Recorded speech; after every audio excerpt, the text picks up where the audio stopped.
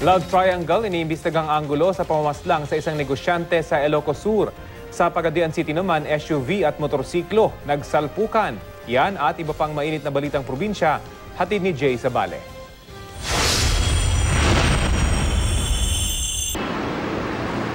Nahuli ka mang salpukan ng motorsiklo at SUV sa Pagadian City. Sa video, makikita ang pulang motorsiklo habang papatawid ng intersection ng biglang sumulpot ang itim na SUV. Dito na bumangga ang motorsiklo sa pintuan ng SUV. Tumilapo ng ilang metro ang rider na agad ding isinugod sa ospital.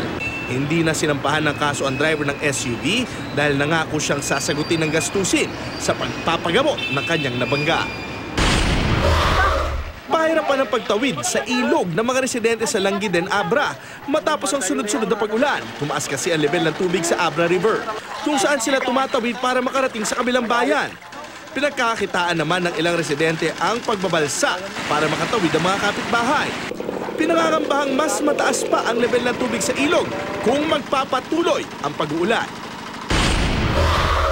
Love triangle ang tinuturong dahilan sa pagpaslang sa isang negosyante sa Santo Domingo, Ilocos Sur. Duguan ang matagpuan sa kanyang sariling bahay ang biktimang si Cesar Tobias. Ayon sa isang kapitbahay, isang Rodolfo Bautista ang huling naghanap at sumugod sa bahay ng biktima. Lumalabas sa investigasyon na may relasyon umano ang sospek at ang ka-live-in partner ng biktima na si Editha Legaspi na tinuturong dahilan ng pagpatay. Aminado naman ang sospek sa krimen. Jay Sabale, GMA News.